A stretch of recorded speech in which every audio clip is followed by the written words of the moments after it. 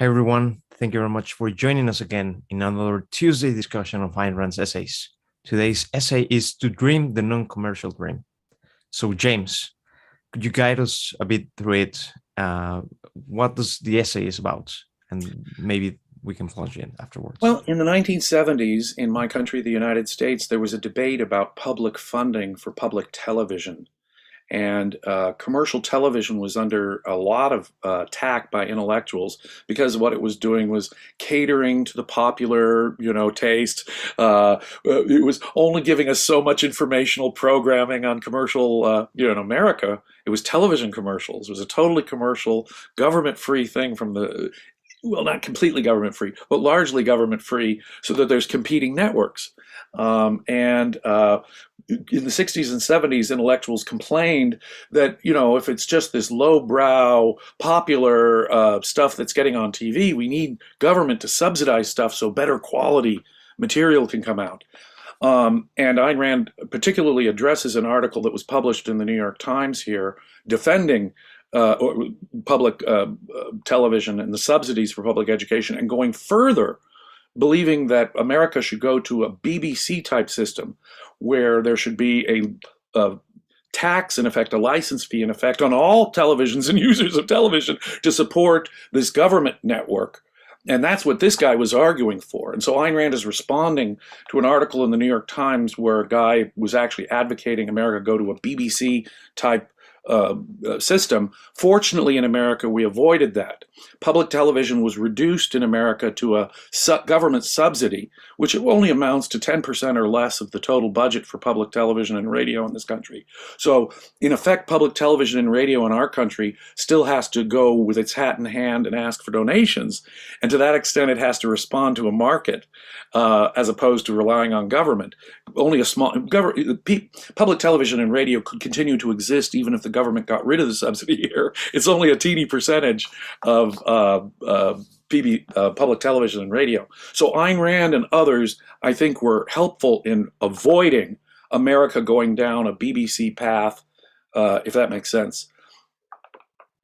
It does. I'm a proud member of the people who don't pay license fee for the TV here in the UK. Not because I'm not paying it, not because I'm not consuming TV. It's because I'm not consuming TV. Well, if you don't have a television, you don't have to Yeah. pay for the stupid Yes. television fee, right? Which Yes, is I'm what not. BBC relies on. In effect, everyone who consumes television material has to support BBC. And that's exactly what this guy in the New York Times was advocating back in the early 70s. And Ayn Rand came out, guns a-blazing, saying, no, no, no, no, no, that would be a terrible thing to make an establishment out of public television in this way, completely unresponsive to popularity in the market. The title of this, To Dream the Non-Commercial Dream, young people today may not know. There was a musical called Man of La Mancha back in the 60s, and it had a song, To Dream the Impossible Dream. And so Ayn Rand is making a comparison here, you see. To dream the non-commercial dream is to dream a causeless dream. For you see, in fact, information and entertainment require material resources. Ayn Rand was keen on how socialism ignores, in effect, all this government subsidy stuff, whether it's to arts, science, whatever it is, to economic matters, ignores a basic law of causality. And a basic law of causality. It's as if they want to be able to be free from any material concern, whatever. And if you think about it in the abstract from their, mind-body sort of dualistic framework, see, commercial, if I have to go get a market, if I have to go sell my product, the wonderful thing about a free market in America, if you even have a small market, Ayn Rand talked about, for example, why should Elvis Presley earn more than Albert Einstein? Two famous residents of the United States in the 1950s. Albert Einstein was paid a whole lot less than Elvis Presley. Why should that be? Well, in a free market, Albert Einstein has a market, even if it is a small market. High-end stuff, stuff that the masses may not appreciate, has a market. And a small intellectual minority, at the end of the day, may win out and persuade the majority in time. It's not as though the free market ends small markets.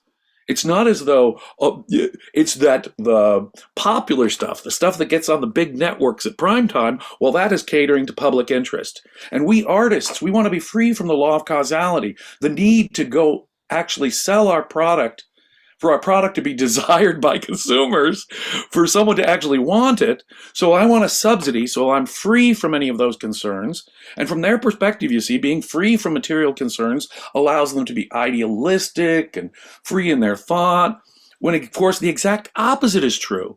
As Ayn Rand, and we've discussed this many times, back in the Middle Ages and Renaissance, artists and intellectuals were dependent upon kings and the church for patronage. And if they didn't have it, they just simply couldn't do it. What capitalism permitted was, we've talked about this in the context of music, and Beethoven, for example. He could sell his music, and he didn't have to worry about a patron. That liberated the mind from the need to kowtow to some government official. And yet, of course, if you have government regulations and government subsidies, that's exactly the position that you're now putting the arts and intellectual matters in the hands of. So you've got these liberal intellectuals, these leftist intellectuals saying, free me from the law of cause and effect, give me resources where I don't have to depend upon a market and selling my goods and, having someone actually buy what I'm selling. And by being liberated from that, what they're actually doing is allowing themselves to be utter subjectivist whim worshippers. I mean, if you think about it, why shouldn't I be allowed? Yeah, I am not an artist. Why shouldn't I be allowed to sell my paintings? Now, I don't know how to paint. I can do no better than a child's finger painting, I have to admit to you.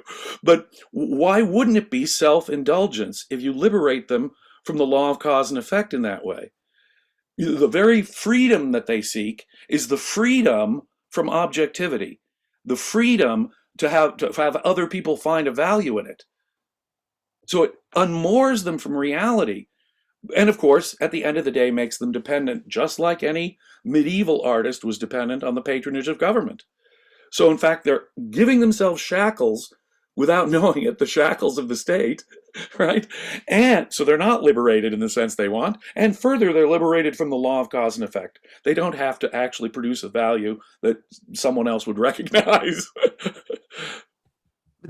Let me be a bit of a devil's advocate here. Isn't it, wouldn't someone be able to say that it is the idea that the artist has to grab a very specific audience, that maybe it could change the whole integrity of the artwork? That because they want to grab a certain audience, they will change things. And you can see that with a lot of the mainstream movies that happen today, that have proof audiences after proof audiences, and they just show you a awful Frankenstein of a movie. Wouldn't the whole idea of getting public funds, which you don't have to pander to any kind of audience, be useful for achieving something with artistic integrity at the end? Exactly the opposite. It permits artistic whim worship when it's liberated from the needs of having to sell the product. Now, on the other side, is it true that in a world of capitalistic ideas and art, that it depends upon the state of the culture? Absolutely. But that's a question of the state of the culture. And so long as we're free, we can change the culture.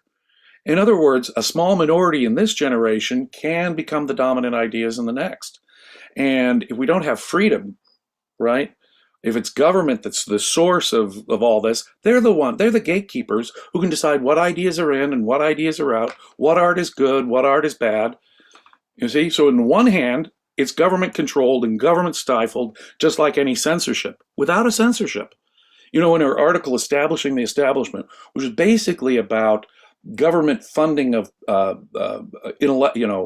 academic and intellectual projects, particularly like B.F. Skinner's studies and stuff, and in particular in the humanities and social sciences. Ayn Rand said that's, even on a project-by-project basis, this is wrong. It will destroy the objectivity of science, the credibility of science. quite the opposite of enhancing the quest for human knowledge. It does the opposite. And here she's talking about broadcast television, and here they're going further. They want to establish, with this proposal that this guy had, so a BBC system, which would create a permanent aristocracy, a permanent, you see, aristocracy of art or intellectual matters, which in effect is all the problems that Great Britain has suffered with the BBC. I mean, look at the BBC. It's criticized by both the right and the left for political bias. It's entrenched, but this is inevitable, isn't it? And both sides are going to be right. There's no way a news broadcast can't avoid values or philosophy.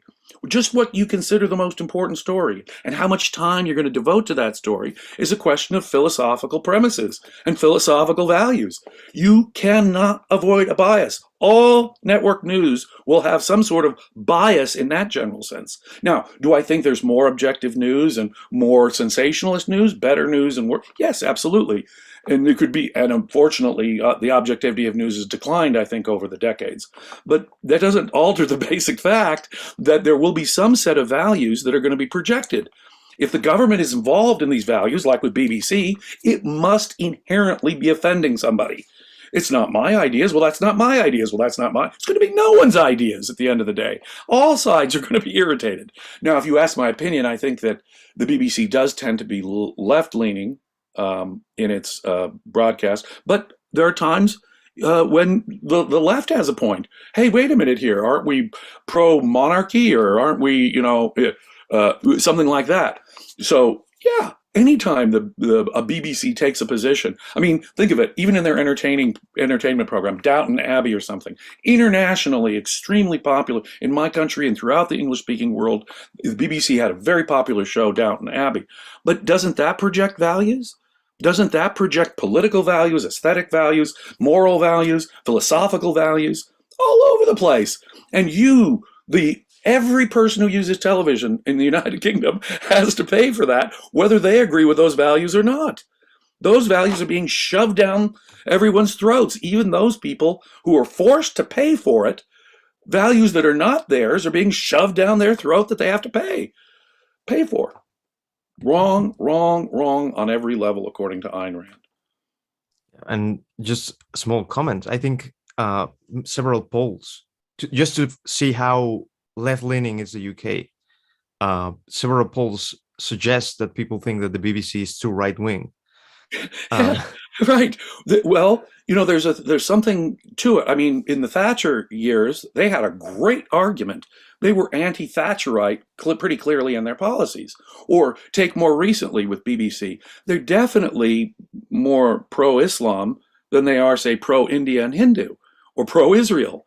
Right? So Israel and India get the short end of the stick, but Muslims, we have to make sure that they're catered to. On the other hand, over here, are we going to take a pro-monarchy, or are we going to be opposed to Scottish independence? No, we're unionist at the BBC. So yeah, the left has a grounds to be complaining if the BBC is pro-monarchy and pro-union with Scotland. Well, that's a bias. And where the heck do they get their bias from? Everyone's got to pay for the BBC's opinion to be thrown down their throats. Whether you're on the left, you have a right to be offended, or whether you're on the right, you have a right to be offended. It's inherently offensive. Just like public education must necessarily promote certain values and jam them down kids' throats who are compelled to attend these public schools against their will and maybe against their parents' will. Anytime government engages in entertainment, broadcasting, education, the subsidies of research or education, they are creating an artistic or intellectual establishment. They are destroying the integrity of the very fields that they hope to support and help. Now, there's another thing that maybe I would like to update. The essay was written in the mid-1970s. Do you think, and it's something that I've heard less often, the idea of using commercial as a pejorative term.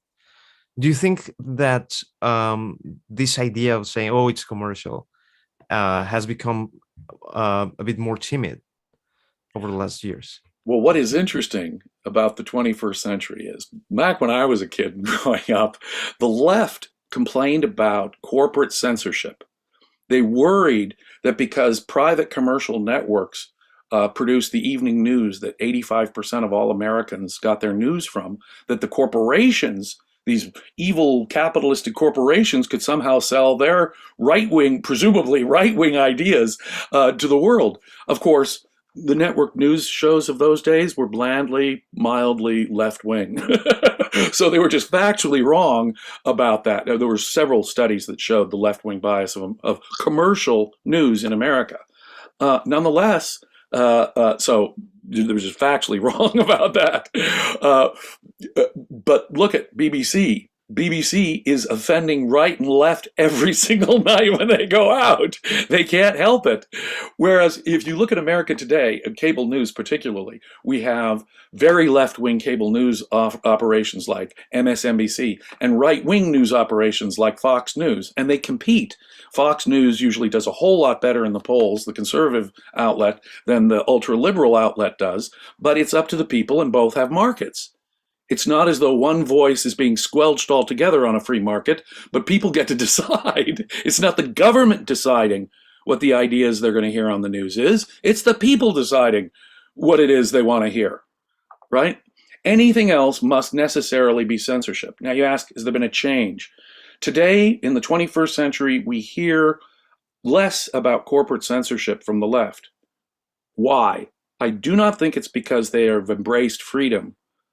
I do not think it's because they doubt the need for government subsidies. I think they're getting what they want from Twitter, Facebook, and the big social media outlets that now control the information flow in my country. But again, I'm not concerned so much, from an antitrust standpoint. I wasn't worried about it then, and I'm, when the right was complaining, and I'm not worried about it now when it's the left that says, well, no, Facebook should be able to use political censorship. In effect, it's not censorship at all, right? They should be able to filter it. It's a private media. That's right. That's not censorship. And so they don't complain about corporate censorship, what they called corporate censorship anymore. But I don't think it's because of a philosophical change. On the right, you hear more and more people talk, oh, corporate censorship, we need antitrust laws. So it's in a weird way, the left and the right have shifted positions on media freedom on this issue. But I don't think it's because the left has abandoned their desire for government support for certain activities, nor do I think it means anything but maybe that the right has gotten worse. They're more willing to have government control of media. So unfortunately, I don't think I think I can understand why someone would say that, but I don't think it's meant real intellectual progress. It's just a political tactic right now. Another thing that I wanted to, you mentioned the establishment of an establishment, which is basically the core essay that is related to this one. But I think that there is also another essay that we might integrate it to, and that one is Apollo 11.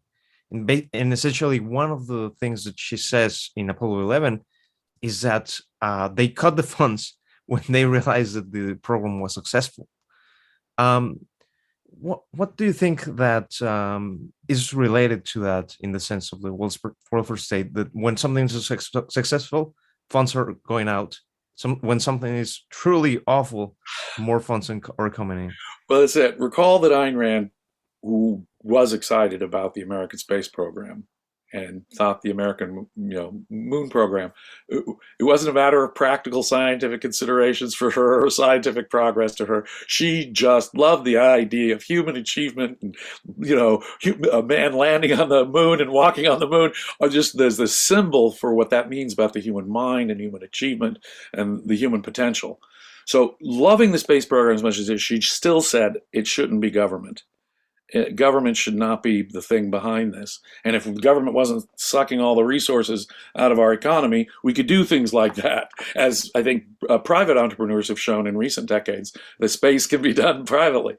But she said, of all the government programs out there, at least this one has some aesthetic quality to it.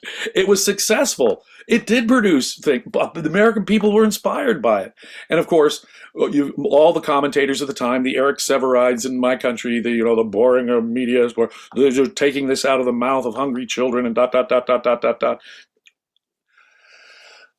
To say that is to say that rather than achieve, and this is the sort of value judgment that governments are making.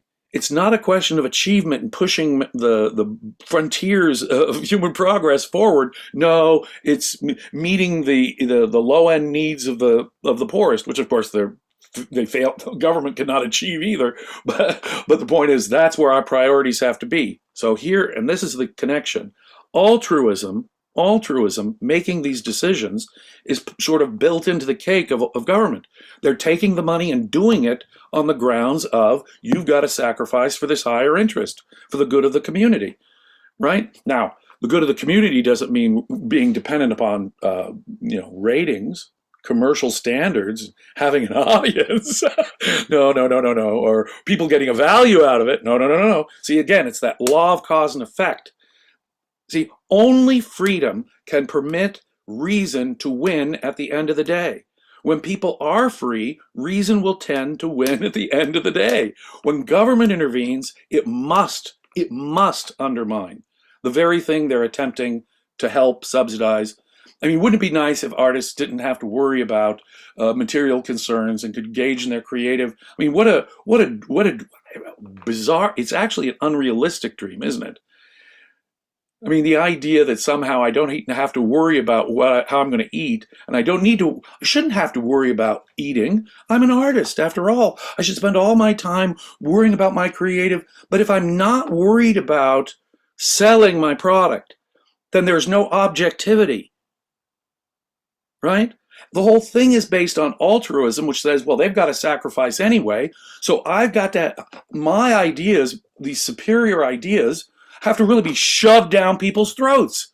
That's the implication of altruism. It destroys objectivity and it requires this shoving of values down people's throats against their will. And the artist himself, being liberated from all this, is now in this land of he's God.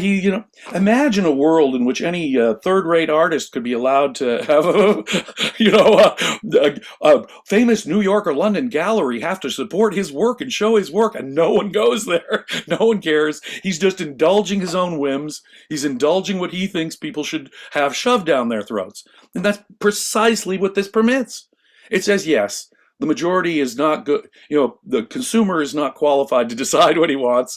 A government elite is qualified to decide what he wants. And having given you the status of government elite, I'm now specially anointed. I've got this unique sort of mystical insight because I got the government grant. I'm now liberated from any concerns of objectivity, whatever. Now, there's another thing that she mentions, which I think was very intriguing. She says that if a member of the elite, the ones who are broadcasting this, have no convictions, his performance will be bad. But if he has convictions, it will be worse. Why does she say that? Precisely the point I was just making there. Obviously, if an artist has no real values, no convictions, he doesn't care about anything, his art will be rotten. You've got to project a passionate value to be an artist. Okay, it'll be rotten. But having convictions, which is a necessary condition for making decent art, is now perverted by this liberation from the law of cause and effect, liberation from the need for having to sell your product, the need for material resources, having to develop a market or having any fans at all, even a small market. Once you've been liberated from the needs of even having a small market, you've eliminated any requirement of objectivity on his part. So the stronger the artist's convictions, the more non-objective, the more liberated from the facts of reality and the need to sell this and have anyone else think it's decent exists. So the more he's convicted, I am part of this elite. Government has granted me this subsidy. I'm now part of this elite. I get to tell people what is really true and what's really important and valuable. So I get to shove my values down their throat. So anything talk about a license to complete self-indulgence. to total non-objectivity. That's precisely what it is. So, to the extent they have conviction, they not no convictions. Of course, it'll be bad. They have no values. But to the extent they have personal convictions, and by this it may not be rational convictions at all, it'll be still worse because now they're liberated from any objectivity concerns or the need to sell their product at all. Thank you. Let me thank Marvin for his contribution. I'm glad that the contribution is in pounds. I'm glad to know that you're in the UK, Marvin. Hopefully, we'll see in the next events. Yeah. So I think this essay talks about the Another Channel article, but she also has a very insightful and very interesting psychological insights into the mind of these of the people who would advocate something like the BBC. You've already talked about the aristocracy issue, but could you maybe revisit it, but also take a look at what she's trying to say about the psychological aspect of it? What's so ironic in this article is that the author of the article actually identifies problems with government support for television. He identifies the Scylla and Charybdis, the twin problems that it must face, right?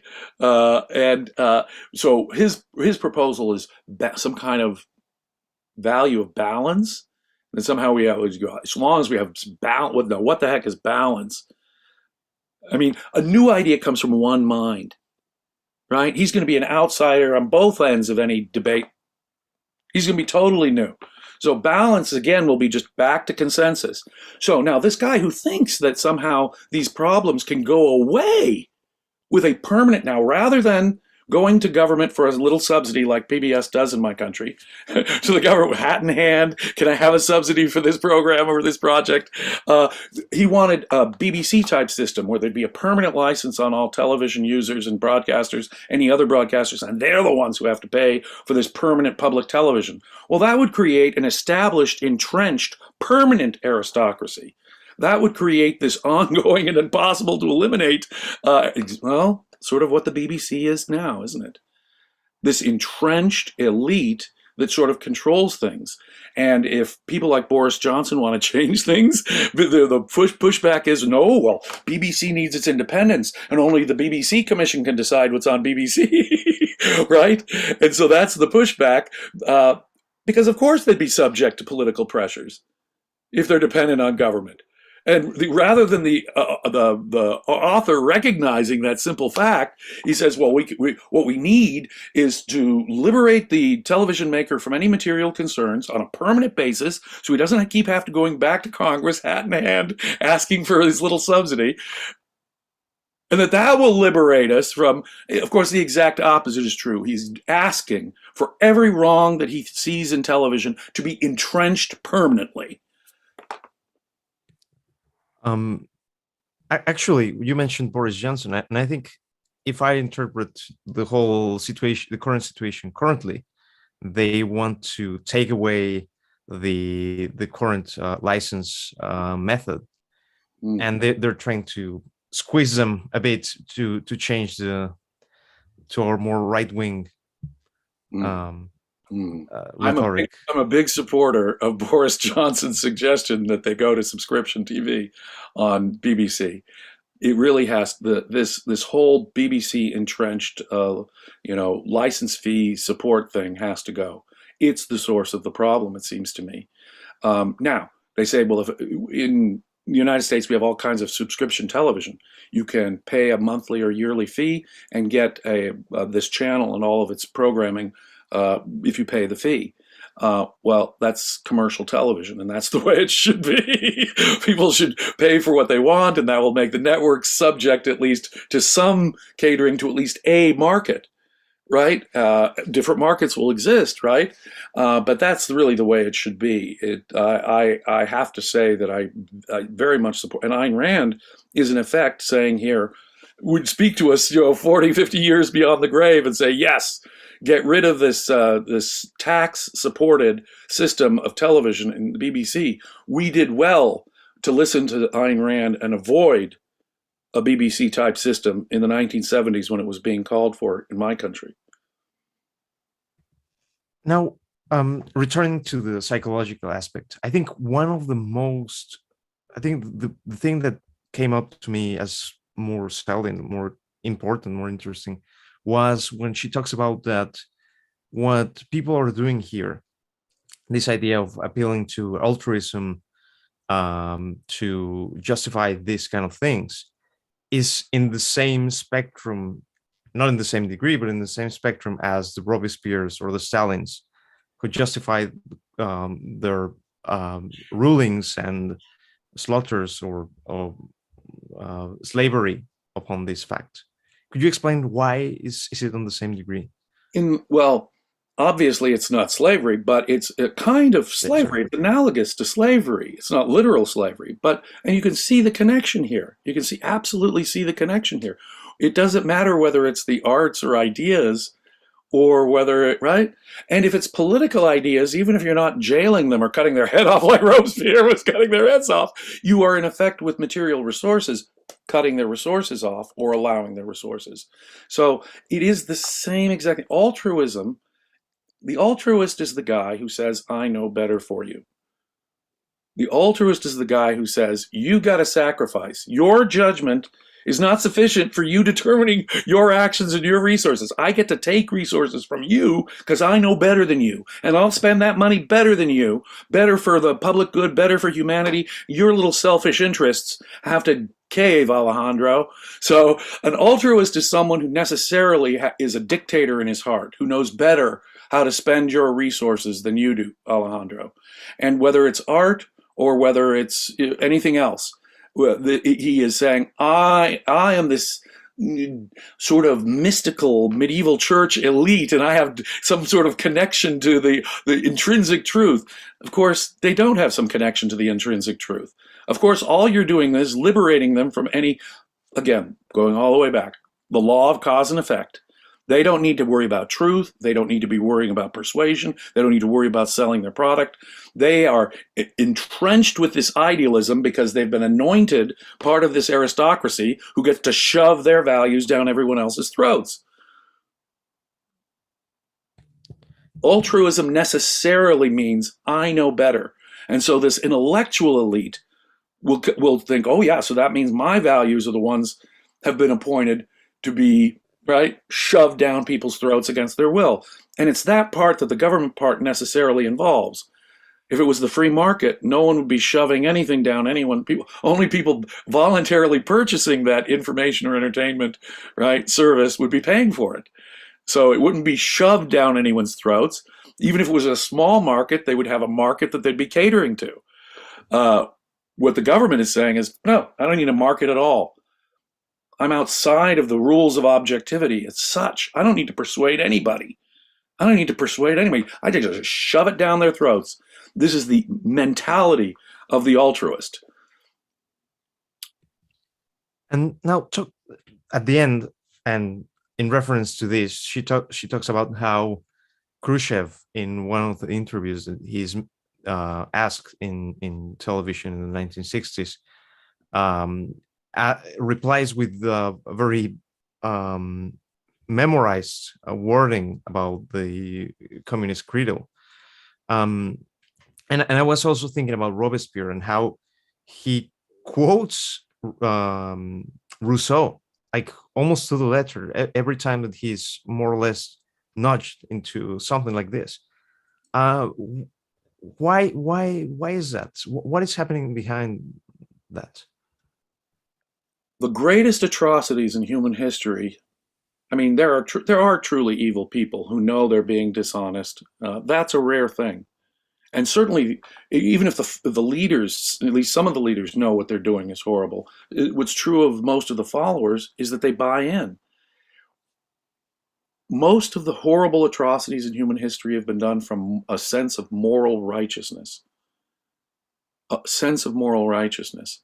And if that moral righteousness is a floating abstraction to them, they're particularly insecure about this altruistic shoving of values down people's throats. But you see, they have to believe in this altruistic shoving of values down people's throats against their will.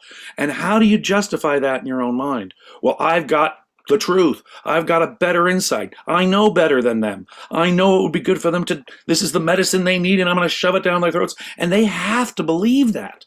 And if they don't believe that, then they know they're being monsters. To really confront that is to say, I am out of touch and shoving arbitrary values down people's throats. And so a person like Khrushchev or a person like Robespierre, it's absolutely vital in their own mind that they have this fantasy world where they have some unique insight, some connection to the truth. The way Ayn Rand describes Khrushchev when he came to America, this infamous trip to America where he pounded the shoe at the UN and said, we will eclipse you and bury you. And he was utterly convinced that communism would totally eclipse the capitalist West. And he would recite that like rote from memory, right? So when you're a believer, a true believer like Khrushchev was, that's when you can destroy lives. That's when you can stomp on people. That's when theft, slavery, mass murder become justifiable. And that is, in effect, the really dramatic, bloody, grim scale of the very same thing that this New York Times writer was advocating. He wants a permanent aristocracy that is totally out of touch with, that could be totally out of touch with reality, the needs to persuade people, the need to convince anyone or develop a market. That's what he's longing for. He's longing for this position where my values, right, can be shoved down people's throats. Maybe not with a concentration camp, maybe not with a guillotine, but with taking your tax money so that my values can be promoted against anyone's desire, whether they want to hear my values or not. It's force. It's the nature of force and violence, and the nature of altruism. Sadly. So James, I want to, I'm out of questions about this, but I want to end with a more positive insight. So I think my question is, if someone is watching this and he sees that this person sees that there is maybe something there over the commercial stuff that frees you up, but at the same time is worried about maintaining his integrity, what would you say about how the private sector can allow you to keep your integrity? And what are the benefits of maintaining yourself commercial? Well, see, that's a capitalistic world is the world that liberated the artist from the need to kowtow to some king, some government. As Ayn Rand says, the creation of an aristocracy as such, a regular dukes and regular aristocracy. It's a king or the government saying this person has special privileges, and giving them these special privileges above and beyond everyone else's. Now, to create an aristocracy, an intellectualist aristocracy or commercial aristocracy, is the inevitable result of government handouts and government regulation, right? So what people in the beginning of the article, she stresses, she says, well, wait a minute, haven't we learned that having to be dependent upon kings really is just another form of censorship without the need for a censorship? And this is what they're asking for? No, see, it connects to what I was saying before. Let's imagine you're a Howard Roark, and Ayn Rand in The Fountainhead really spells this out nicely. There was a long time when Howard Roark was rejected by most people. That did not prevent him from getting clients. He could still do his art, his radical art no one had ever seen before. Truly innovative art. But he was only liberated by that because there were some people who could see it, right? There'll be some people who can. They may be a small minority. It may be a small market. But Howard Roark even then had a market. Capitalism is what allowed Howard Roark. A world of government subsidies of architecture would never permit a Howard Roark at all, you see. Whereas a world of free market commerce, look, we as objectivists have so far a minority market, but we still have a market. Under a free market system, if your ideas have a market of some kind, even a very small market, you can still do your work.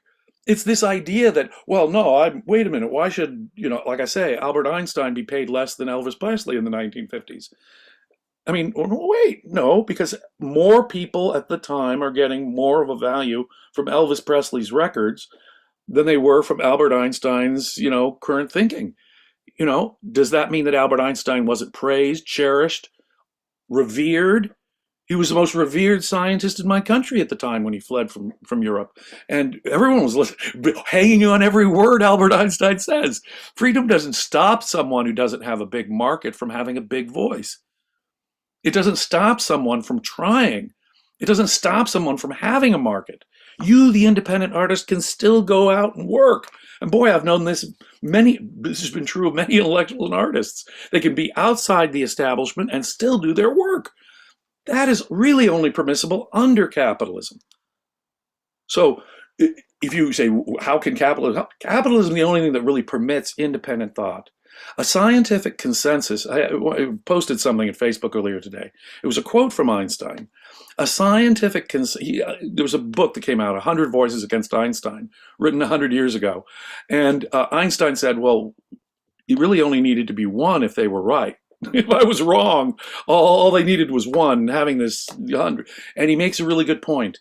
Every new idea has to overcome the consensus. Going back again to the Ayn Rand's theme in the Fountainhead. It is against a scientific consensus that any progress has to fight. Has to fight. It is only by permitting permitting the outsider to obtain a market, the very opposite of the BBC approach, that permits new ideas to make it through. Well, you see, if we're going for balance, like this author said, what we need is balance. Einstein's new idea would never be in the balance in the first place. He's outside. He's beyond the pale. Right? No one agrees with him. You got 100 voices against him. It is exactly that freedom permits, and only permits. So you say to me, what's the option? The option is either there's artistic progress under freedom and a free market, or you have no progress. Progress is stifled to the extent government gets involved. Necessarily. It will entrench an establishment, and those 100 scientists against Einstein will win every time. Well, those are powerful words, James. Thank you very much. Thank you. So I'm out of questions. I want to thank you again for this amazing set of discussions, James. And always really good discussions. Thank you, Alejandro. Definitely. Even such a small essay like this can spark. It is. It's one of the briefer essays. You can find it in The Voice of Reason, and you can find the earlier article, Establishing an Establishment in Philosophy Who Needs It. And again, I really urge our listeners to go check out those articles. Ayn Rand here discusses the terrible impact, the mind-destroying impact of government subsidies and assistance to the arts and sciences and humanities. Yes. And I want to reference someone in the chat who says that the market for new ideas is much bigger, thanks in part to ARCUK UK. So membership is a fantastic value. Thank you. Thank you. Yeah, please, if you like this, contribute to the Ayn Rand Center UK membership. Start with £10 a month. With inflation, that is a bargain. Please do so. Oh yeah, with inflation rising, yeah, it's only 10. What's £10 anymore? Please do consider subscribing. You really help make this possible and our market possible, and therefore we're appreciative. Thank you very much, James. See you next week. See you next week.